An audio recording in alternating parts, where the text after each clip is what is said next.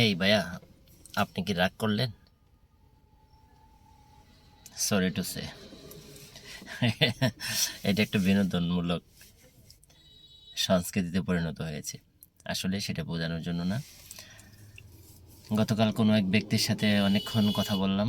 আমাদের এক বন্ধুমহল, আমার সিনিয়র ভাই, তার সম্পর্কে দু চারটা কথা না বললেই নয়।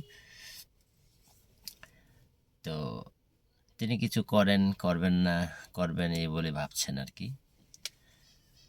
তো অন দ্য ওয়ে একটা জায়গায় বসে অনেক কথা বললাম, অনেক দিক নির্দেশনামূলক কথা বললাম।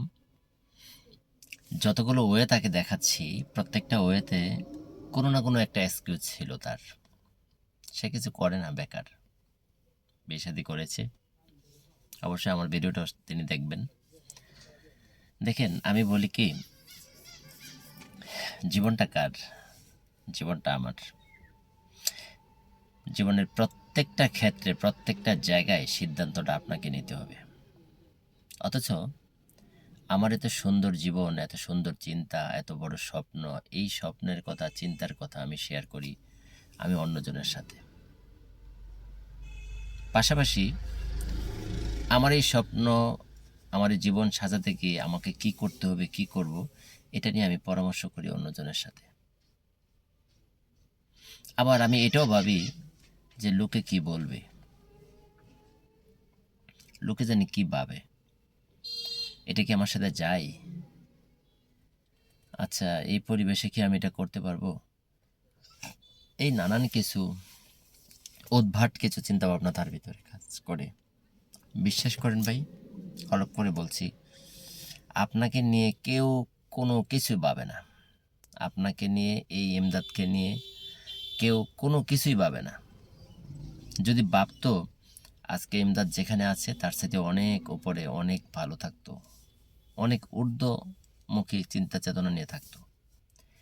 আজকে যে পর্যন্ত আসা হয়েছে, এটা সম্পূর্ণ নিজ ইচ্ছা, নিজ চেষ্টা, নিজের কর্ম প্রতিফলনের ফলে। প্রত্যেকটা মানুষ, শুধু আমি না।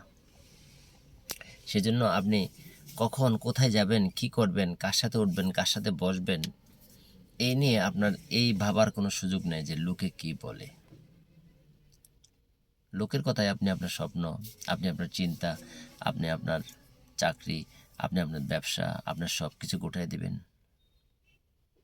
তাই আমি বলি, আমি মানুষ, আমাকে কাজ করতে হবে, চিন্তা চেতনা আমার থাকতে হবে, স্বপ্ন আমার, পরিবার আমার, স্বাধীনতা আমার।